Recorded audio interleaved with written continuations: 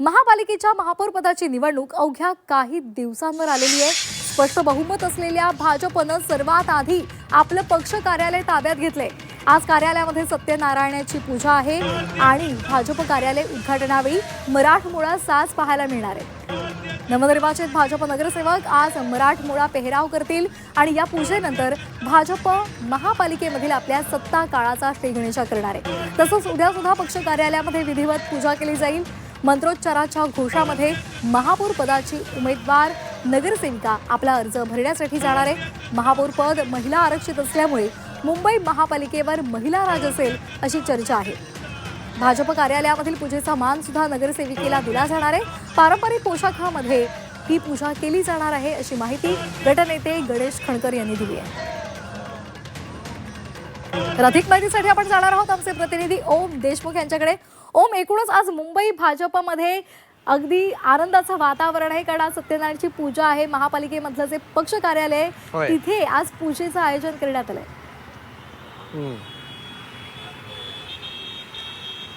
श्वेता, खर तर भाजपच्या गोटात हालचालीनं खर तर वेग आलाय। आपण पाहिलं असेल की महापालिका भाजपचा विजय झाला आणि त्यानंतर कुठेतरी महापौर निवड असेल किंवा गटनेता निवड असेल या सगळ्याच गोष्टींना वेग आल्याचं आपल्याला पाहायला मिळते।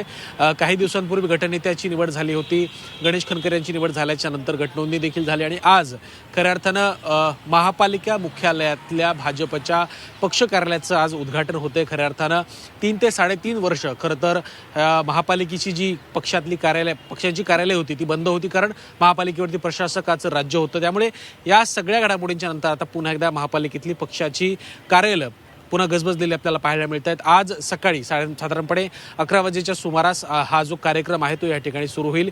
मुंबई भाजपचे अध्यक्ष अमित साटम आणि इतर काही महत्त्वाच्या नेत्यांच्या उपस्थितीमध्ये या ठिकाणी विधिवत पूजा करून कार्यालयाचं उद्घाटन केलं जाणार आहे।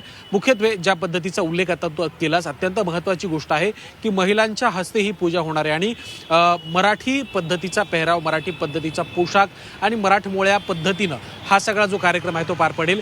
एकंदरच आपण पाहायला गेलं तर कुठेतरी मराठी आणि अमराठी, भाजप सातत्याने अमराठी मतदारांना कुठेतरी झुकतं माप देतं हा आरोप भाजपवर केला जात असताना आजचं मात्र जो काही कार्यक्रम आहे, जो पक्षाच्या कार्यालयाचं उद्घाटन आहे ते मात्र मराठमोळ्या पद्धतीनं केलं जातंय। त्यामुळे कुठेतरी या सगळ्या गोष्टीला मराठी या अनुषंगानं सुद्धा पाहणं तितकंच महत्त्वाचं ठरतंय। अर्थात 11 वाजेच्या सुमारास सगळा कार्यक्रम सुरू होईल आणि आज पक्ष कार्यालयाच्या उद्घाटनाच्या नंतर उद्या खऱ्या अर्थानं 7 तारखेला महापौर पदाच्या संदर्भातला जो अर्ज आहे तो देखील भाजपकडनं दाखल केला जाईल अशी देखील माहिती मिळते।